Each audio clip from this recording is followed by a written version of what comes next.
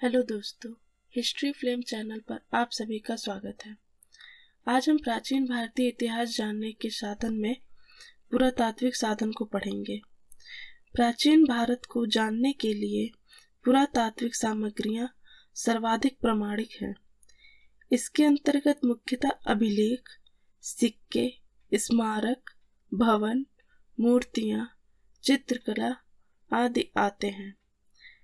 अभिलेखों की बात करें तो अभिलेखों में पुरातात्विक स्रोतों के अंतर्गत सबसे महत्वपूर्ण अभिलेख ही हैं। प्राचीन भारत के अधिकतर अभिलेख पाषाण शिलाओं, स्तंभों, ताम्रपत्रों, दीवारों और प्रतिमाओं पर उत्कीर्ण हैं। सर्वाधिक प्राचीन अभिलेख मध्य एशिया के बोगजकोई नामक स्थान से लगभग 1400 ईसा पूर्व में मिले हैं। इस अभिलेख में इंद्र, मित्र, वरुण और नासत्य आदि वैदिक देवताओं के नाम मिलते हैं। भारत में सबसे प्राचीन अभिलेख अशोक के हैं, जो 300 ईसा पूर्व के लगभग के हैं। अशोक के अधिकतर अभिलेख ब्राह्मी लिपि में हैं। केवल उत्तरी पश्चिमी भारत के कुछ अभिलेख खरोष्टी लिपि में हैं।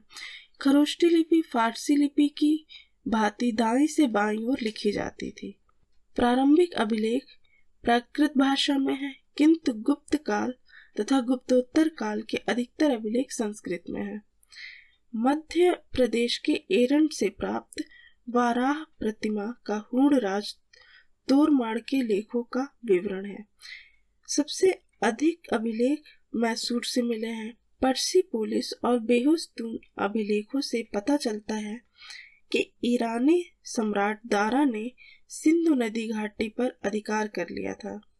दारा से प्रभावित होकर ही अशोक ने अभिलेख जारी करवाया। सर्वप्रथम 1837 में जेम्स प्रिंसेप ने ब्राह्मी लिपि में लिखित अशोक के अभिलेखों को पढ़ा था। अब हम पुरातात्विक साधन में सिक्कों की बात करेंगे। सिक्कों के अध्ययन को मुद्रा शास्त्र कहते हैं। पुराने सिक्के तांबा, चांदी, सोना और सीसा धातु के बनते थे। पकाई मिट्टी के बने सिक्कों में सांचे ईसा की आरंभिक 3 सदियों के हैं। इनमें से अधिकांश सांचे कुषाण काल के हैं।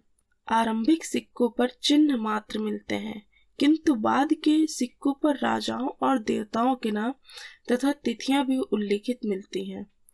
आहत सिक्के या पंचमार्क सिक्के, ये भारत के प्राचीनतम आहत सिक्के थे, जो 5वीं सदी के थे।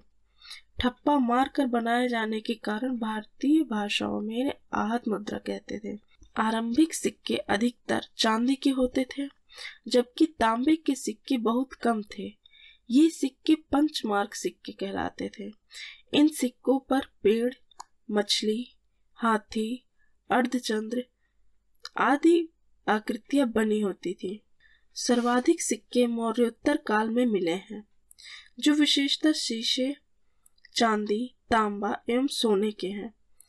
सातवाहनों ने शीशे और गुप्त शासकों ने सोने के सर्वाधिक सिक्के जारी किए। सर्वप्रथम लेख वाले स्वर्ण सिक्के हिंद यूनानी, जिन्हें इंडो ग्रीक भी कहते हैं, शासकों ने चलाए थे। पुरातात्विक स्रोतों में मूर्तियों की बात करते हैं। प्राचीन काल में मूर्तियों का निर्माण कुषाण काल से आरंभ होता है। कुषाण, गुप्त और गुप्तोत्तर काल में निर्मित मूर्तियों के विकास में जन सामान्य की धार्मिक भावनाओं का विशेष योगदान रहा है। कुषाण कालीन गांधार कला पर विदेशी प्रभाव है, जबकि मथुरा कला पूरी तरह से स्वदेशी है। भरत, बोधगया और अमरावती की मूर्ति कला में जनसाधारण के जीवन की सजीव झांकी मिलती है। स्मारक एवं भवन, पुरातात्विक स्रोतों में स्मारक एवं भवन का महत्वपूर्ण योगदान है। प्राचीन काल में महलों और मंदिरों की शैली से वास्तुकला के विकास पर पर्याप्त प्रकाश पड़ता है। उत्तर भारत में मंदिर नागर शैली, दक्षिण के द्रविड़ शैली तथा दक्षिणापथ के मंदिर वेसर शैली में है। दक्षिण पूर्व एशिया और मध्य एशिया से प्राप्त मंदिरों तथा स्तूपों से भारतीय संस्कृति की झलक दिखाई पड़ती है।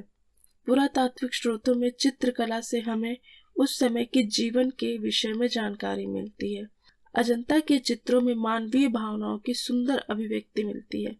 चित्रकला में माता और शिशु तथा मरणासन राजकुमारी जैसे चित्रों से गुप्त काल की कलात्मक उन्नति का पूर्ण आभास मिलता है।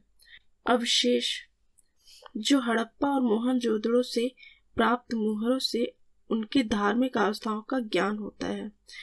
अवशेषों में प्राप्त मुहरों से प्राचीन भारत का इतिहास लिखने में बहुत सहायता मिलती है।